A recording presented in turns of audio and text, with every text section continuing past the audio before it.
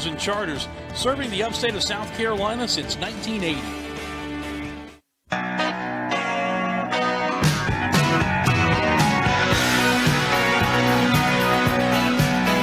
It's 10:45, and we're back. Final segment of the program here. Good to have you with us. Been a busy show. Right out of the gate, we had Kyle Jamison, the softball coach here at Furman, as they are getting set to open SoCon tournament play today in Chattanooga at 12:30. Follow and watch on FurmanPaladins.com. And right after that, we went to Lubbock, Texas, to women's golf coach Jeff Hull, as they are set for the third and final round of the NCAA Regionals. Tied for third after a 17-stroke improvement in the second round yesterday. Top 6 go to the NCAA tournament outside of Chicago beginning May the 19th. They tee off here in just about 15 minutes and get the final round underway in Lubbock. So we've been all over the place, talked about the baseball game last night, talked about the Versus Cancer fundraiser last night, and it just continues to be a marvelous thing every year, watching those young men. And look, I said this during the baseball broadcast last night, that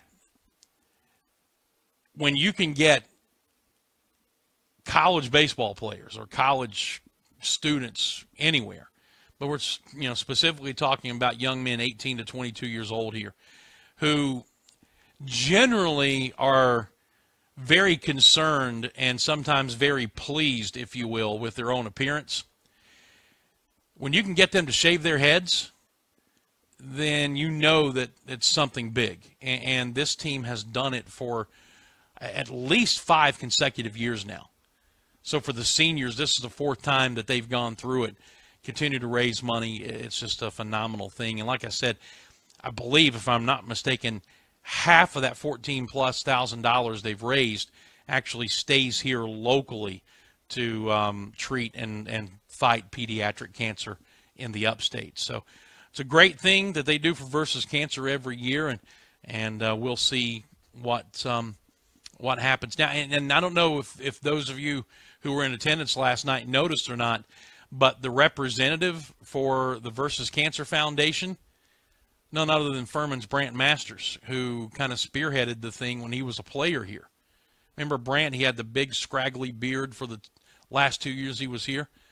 Now he is running the Versus Cancer Foundation, or at least their spokesman here, and it's fantastic to see him doing that, and the tie now between his former school and himself as he does this, going all over the country. Scott Keeler dropped us a note here on the Facebook comments section, talking about it's been a long time since the Paladins finished higher than third. The last time that Furman finished higher than third in a SoCon regular season, 1976. They won the league title that year. Now, of course, they have won the tournament and gone to the NCAAs as recent as 2005. But to finish higher than third in the regular season, 1976.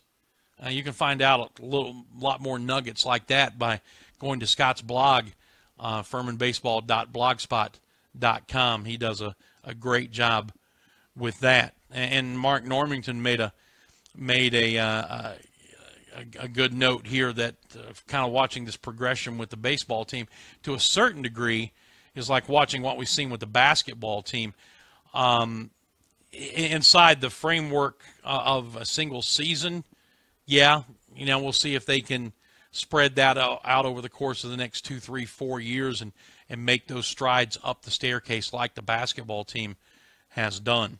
But anyway, I want to take just a moment before we close. As I said, Fluor Field is one of my favorite venues, and a lot of it's got to do with the fact that it's right here, it's local.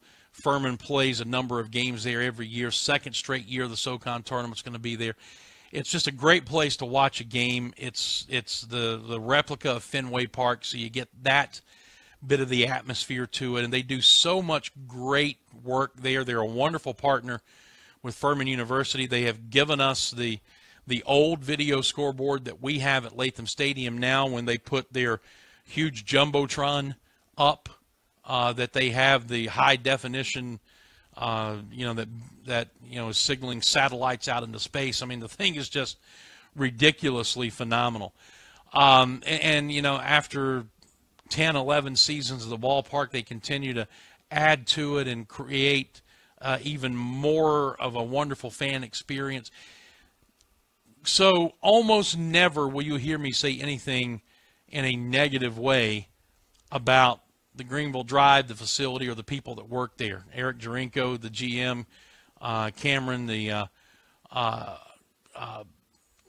media relations guy, all the people who work there, Ed Jensen, who does their broadcast, people that I've known for many, many years, are all just wonderful people.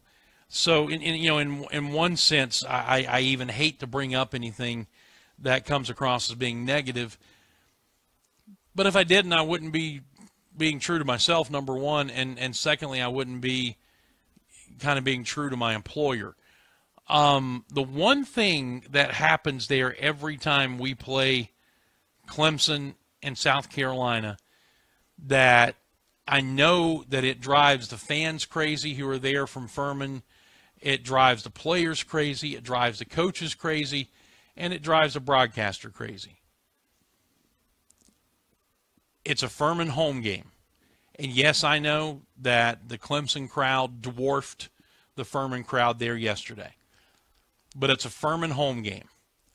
I think that it's very disrespectful at a Furman home game when the game is over, especially after Clemson won the game, to play not only the Clemson fight song, Tiger Rag, but then to play the Alma Mater. You don't do that at somebody else's home venue.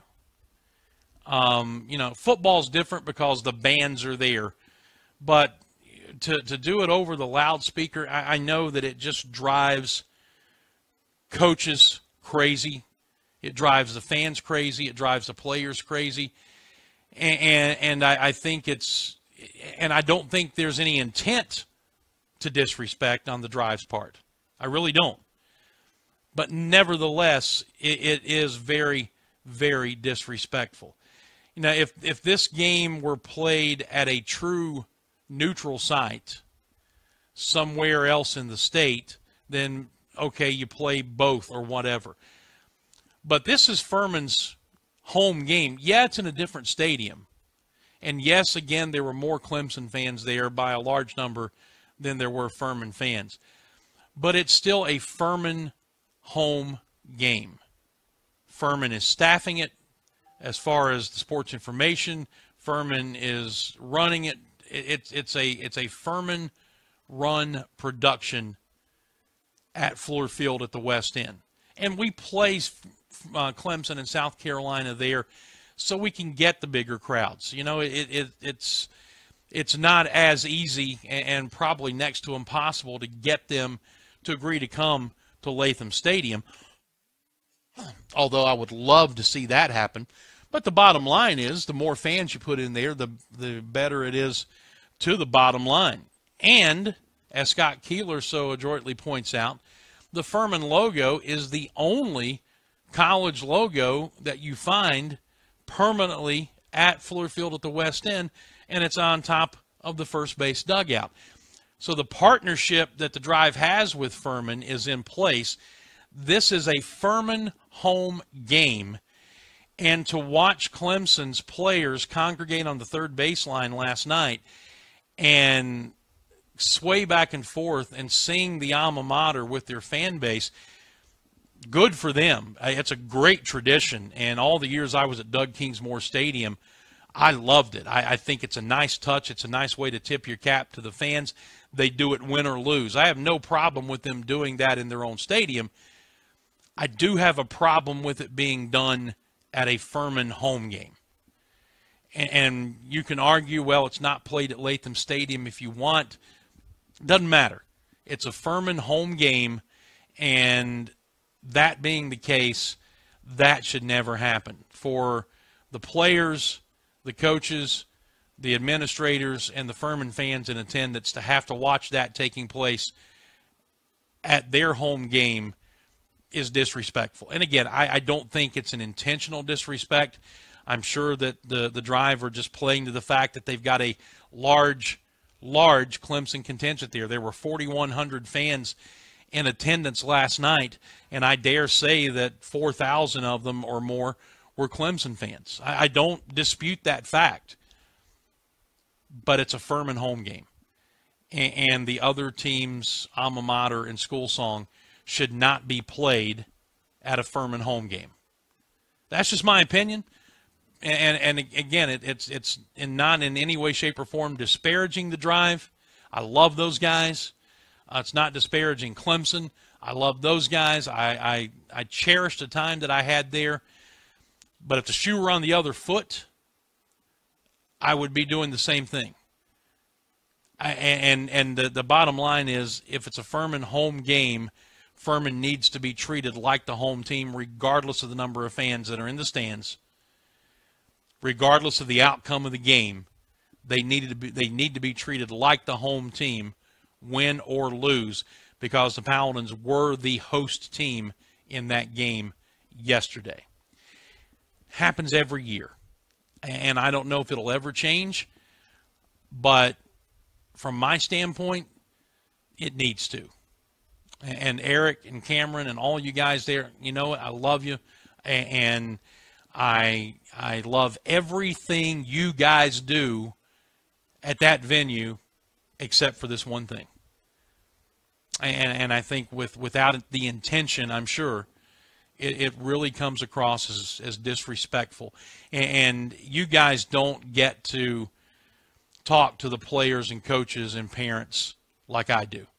And if you did, I think maybe, especially the players and coaches, I think maybe your perspective on that would be a little bit different. That's just my thought on it here today. That's going to do it for us. Thank you for your attention. Our thanks to Kyle Jamison and Jeff Hull for joining us for brief periods of time via phone. As I said, hopefully both are going to the NCAA tournament. We'll be able to get them back here in studio next week for extended visits.